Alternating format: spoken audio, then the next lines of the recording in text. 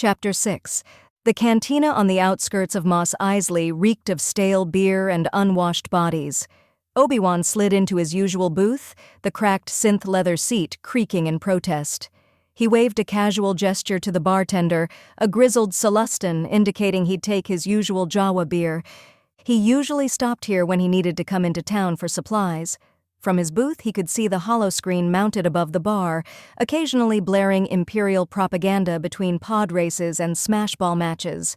More importantly, he could eavesdrop on nearby conversations, gleaning the kind of information that would never make it onto official broadcasts. For some reason, he felt compelled to keep his finger on the pulse of the galaxy's events, even though what he learned was often depressing, and he could do nothing about it. He scanned the room out of habit, taking note of the cantina's regulars. The group of Rhodians playing sabacc in the corner, the morose Blutopian at the bar, drowning his marital woes in glass after glass of Corellian brandy. There were also a few strangers. A pair of Aqualish sat huddled in a private conversation of low growls and guttural tones, and a rowdy group of humans were laughing and ordering another round of drinks at the bar. Life just goes on, he mused bitterly. An evil dictator controlled vast swaths of the galaxy, and the Jedi were dead. Yet here they all were, drinking and gambling and gossiping as if nothing had changed. That Blutopian had probably been complaining about his wife long before the Empire rose, and would continue to do so until liver failure finally claimed him. As usual, this line of thought led to darker brooding on his own personal regrets. Fragments of painful memories crept up from the depths of his mind, the acrid stench of sulfur, the explosions of lava splattering into the air, the sound of agonized, enraged screams. Obi-Wan took a deep breath, centering himself. He acknowledged the wave of pain and guilt that washed over him, then released those feelings to the Force. It did not come as easily as it once had. A Padawan's basic exercise now felt taxing to him. He was out of practice. The Celestin set Obi-Wan's beer mug down in front of him and walked away without a second glance. He was never one for conversation, which suited Obi-Wan just fine. He took a sip and, in an act of pure will, swallowed. The stuff tasted the way a bantha's water trough smelled, but it was better than the stronger stuff, and it made him look more like a local. The cantina's door slid open with a hiss. A young woman entered, her steps halting as she took in the dive bar's dingy interior. She wore nondescript traveler's clothes, a loose gray tunic and trousers, sturdy boots, voluminous brown cloak. But there was something in the way she carried herself, a certain poise that marked her as out of place. Obi-Wan observed her as she perched herself on a bar stool near the raucous humans. Her features looked calm, casual even, but the jittery bouncing of her knee under the bar betrayed an undercurrent of anxiety. The men paused their conversation to watch her intently, exchanging amused glances. She ordered a drink in accented basic. Obi-Wan thought he could detect a slight Coruscant inflection in her pronunciation, as if she were trying to mask it but couldn't entirely. The men continued to ogle, stealing glances at the girl. One of them raised his mug, declaring, "Drink up, boys. Shore leave is almost over. I want you ready to get off-world by the morning." He looked pointedly in the girl's direction. "But there's still time for some fun tonight." The girl kept her voice carefully neutral. "Are you pilots? I'm looking for passage to Jabeam, with no questions asked." The leader sipped from his drink and smiled slyly. "I'm the pilot. This here's my crew." He gestured vaguely at his companions. "What's the matter, sweetheart? Found yourself in a bit of trouble?" The other men snickered. The girl swiveled on the stool to face them. If she was perturbed by their jeering, she didn't show it. Now that he had a clear view of her face, Obi-Wan could make out her features more clearly. She was indeed good-looking. She probably got this kind of attention most places she went. She must be really desperate to get to Jabeam to be asking around here. Ignoring the pilot's question, she pulled a pouch of credits out of her robe and set them on the bar with a soft clink. "I've got 2,000 credits. Foolish girl, Obi-Wan thought. The men burst into laughter, their mirth echoing through the cantina. 2,000 credits won't get you to Jabeam, sugar. Not with the discretion you're asking for. The pilot chuckled. I can work on your crew. She offered, a hint of desperation creeping into her voice. More laughter. Can you now? The pilot sneered. You got any experience repairing ships? Well, no, Any good with a blaster? No, but She hesitated almost imperceptibly before answering this question. If Obi-Wan had not been Jedi trained, he might not have caught it. A lie, maybe. The pilot held up a hand, and the laughter from his crew dissipated. He leaned in close, voice dropping to a predatory purr. Look, sweetheart, if you can't fix a ship and you can't fight, I can't very well hire you to be on my crew. His fingers toyed with the edge of her tunic near her collarbone. But there are other ways you can earn your passage. The girl recoiled, disgust plain on her face. She stood from her bar stool, stepping out of reach of the pilot's impudent fingers. if you can't help me, I'll find someone else who will. She asserted. The pilot's greasy smile faded. He rose to his full height, looming over the girl. Her eyes began scanning the other cantina patrons. All his instincts told him to provide assistance to someone in need. If he were still Obi-Wan Kenobi, the Jedi Master, he would have gladly escorted the young woman to a safer location and ensured these predators left her alone. But here he was, just Ben, the recluse with no friends. If he intervened, he would draw attention to himself. That couldn't happen. He had someone else to protect. So when her eyes met his, he glanced away, busying himself suddenly with swirling his drink in his mug. Shame burned in his gut like acid. When he lifted his eyes again, her gaze remained fixed on him. There was no mistaking the dawning comprehension on her features. The widening of her eyes as she stared at him had only one probable explanation: recognition. Blasted. Before she could react, Obi-Wan slid a few credits onto the table and slipped out of the booth towards the door. Pulling up the hood of his robe to obscure his face, he took off at a brisk walk. The twin suns had nearly set, bathing Mos Eisley's streets in dusky orange light. A few beings milled about, but there were certainly no crowds to lose himself in. He quickened his pace, heading for the side alley where he'd stabled his Eopie. The thumping sound of rapid footsteps intensified as someone approached him. Master Kenobi, wait! He whirled to face her, grabbing her arm and yanking her into the Eopie's stall. Shh! Have you gone mad? He hissed. Up close, he took in her features, wide green eyes, freckles dusting her nose, thick black hair escaping from a messy braid. She was breathing rapidly, face flushed with exertion and excitement. He didn't recognize her. But a gentle probe with the Force confirmed his suspicion. She radiated the unmistakable signature of a trained Force user. She had addressed him as Master Kenobi, a former member of the Jedi Order then. Is it really you? She breathed, astonishment in her voice.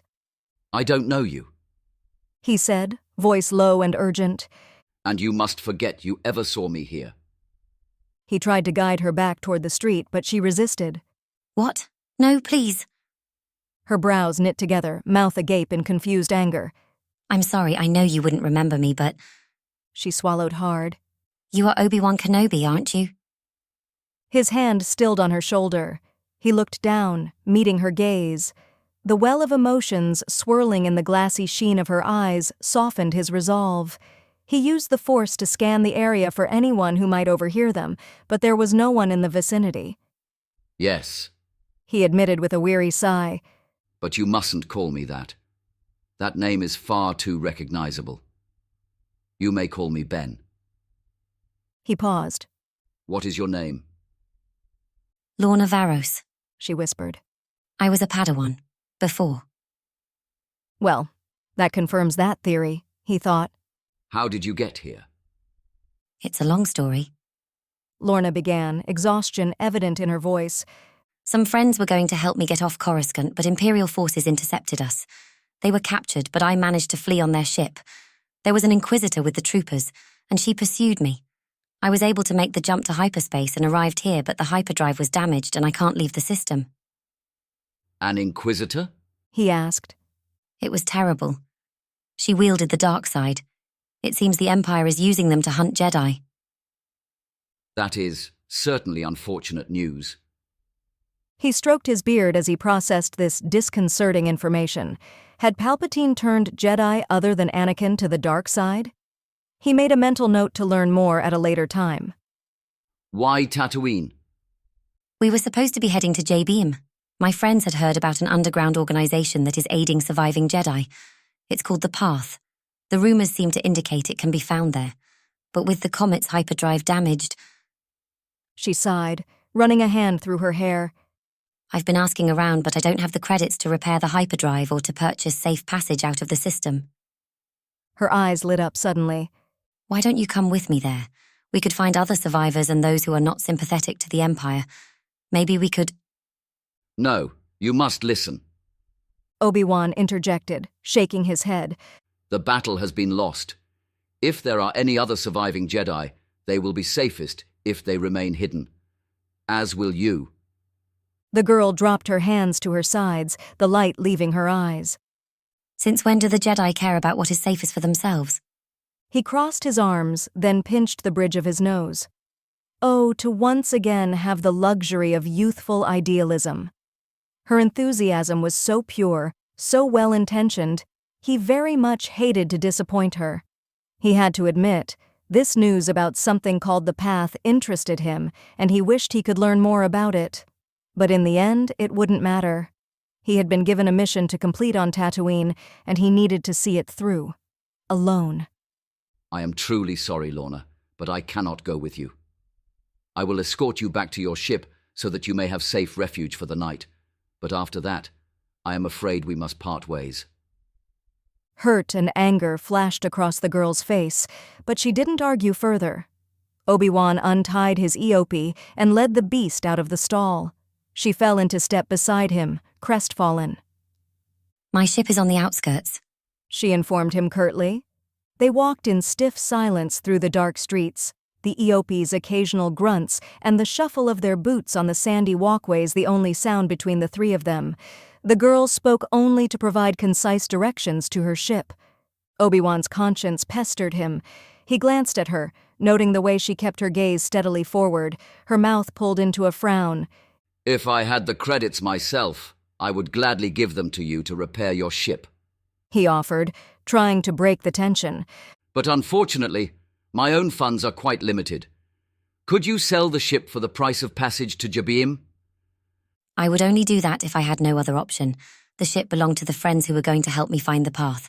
I would like to return it to them eventually if I can, even if I have to come back for it later, she explained, her expression distant. Obi-Wan nodded, understanding her reluctance. A complicated situation, indeed, he remarked thoughtfully. He found himself wishing he could hear more of her story, to share his own, to simply converse with a fellow Jedi with nothing to hide. Adjusting to the solitude of his self-imposed exile had been more challenging than he'd anticipated. As a Jedi, he was accustomed to taking time for solitary meditation and reflection, but the last year had tested him immensely. The oppressive heat, the endless sand, and the isolation all wore on him. His wounds from the loss of the Order, Anakin's betrayal, and the Republic's fall remained raw, and he had far too much time to dwell on them. This was to be his fate. They crested a low rise, the lights of Mos Eisley fading behind them. The sky was an ombre of purple and orange as the last light of the suns began to surrender to night. The desert stretched to the horizon, sands graying in the fading light. The comet is just over this ridge, the girl announced. The Force prickled at the edge of Obi-Wan's awareness. Lorna, wait. I feel it too, she said, dropping into a crouch. They left the eopie and climbed the dune side by side, flattening themselves against the sand as they peered over the top. In the valley below, Jawas swarmed over Lorna's ship. Their diminutive bodies scurried back and forth between the freighter and a massive sandcrawler, lugging bits of machinery and electronics. No, stop! Lorna leaped to her feet and charged down the dune, sand flying in her wake. Obi-Wan followed close behind. The Jawas erupted in panicked chatter, their glowing eyes wide beneath their hoods. Lorna shouted at them, arms flailing as she tried to shoo them away from her ship. He approached a group loading stolen parts onto the sandcrawler. He stood before them, calm and unruffled, hands tucked into the sleeves of his robe. He greeted them politely in Jawas. Please return these parts to their owner, he requested. The Jawas burst into simultaneous chatter, tiny hands gesticulating wildly. The gist of their argument was clear. They had scavenged the parts fair and square. If Lorna wanted them back, she'd have to pay. Obi-Wan asked how much they wanted. He waited as they conferred, voices rising and falling as they debated the price. Finally, they reached a consensus. What did they say? Lorna asked, coming to stand beside him. Her hands were clenched into fists at her sides, but her voice remained steady. They said they will sell you the parts back for 250 peggats. He explained to Lorna, knowing it was ridiculous that they were forcing her to buy them back. 250 peggats? That's over 10,000 Imperial credits. I don't have anywhere close to that. Lorna scowled and rubbed the back of her neck. The Jawas huddled together again, then named their final offer. 200 peggats is still much too high, he told them. Lorna's face was neutral, but he could feel the frustration and desperation pulsing from her through the force. She shifted her weight back and forth between each leg, looking like she was ready to pounce on the Jawas. Patience, Lorna, he said, turning and leaning in so the Jawas could not discern their conversation. Do not act rashly. We will find another way. As the words left his mouth, he realized how very much like a master he sounded. He had slipped back into the role naturally, though it was certainly not what he had intended. It did not seem to have escaped her notice as she met his eyes, regarding him curiously. Easy for you to say, she said, crossing her arms over her chest. You're not planning on leaving the planet anytime soon. You're right, but I do understand the precariousness of your situation. His eyes softened as he tried to reassure her. There may yet be a path you have not considered. Lorna leaned to look over his shoulder and exhaled in exasperation. He turned around to see the last of the Jawas running up the ramp of their sandcrawler as it began to pull away. Oh great, they're leaving, Lorna said. She stormed past him and headed into her ship. He sighed and followed her into the main hold. If there had been anything in here, it was gone now, the entire space stripped bare. The walls were lined with empty brackets where equipment had once been secured, and loose wires hung from the ceiling where control panels had been ripped out. She paused to take in the ransacked ship. They took just about everything, she murmured, heading for the cockpit. Once again he followed, watching as she flipped multiple switches on the instrument panels. The ship's console remained dark and lifeless, giving no response to her efforts. Her hands fell limply into her lap. She sat motionless in the pilot's chair, her gaze fixed on the dead console before her. He observed her carefully, noting a slight tremor in her lower lip, the only outward sign of her emotional state. I can't go, she murmured, her voice barely audible. I can't search for the path. I'm stuck here. Obi-Wan looked away, the crush of her disappointment causing his conviction to waver. It would be a risk taking her in, even only temporarily. The Empire's reach was long, and two force-sensitive individuals in one place had the potential to draw unwanted attention. If she were being tracked, she'd lead the Empire right to his doorstep. To Luke. But it would be heartless to abandon her now. The Force had brought her here. Perhaps there was a reason for it he did not yet see. He took a long, steadying breath, then placed a reassuring hand on her shoulder. My residence is not far from here. You may accompany me there tonight. I will offer you my aid until you can find a way to Jabiim. She stood and turned to face him, her pale green eyes wide with relief. Thank you, Master Kenobi. The use of his old title sent a pang through his chest. He opened his mouth to correct her, then thought better of it. Let her have this small comfort, at least for the moment.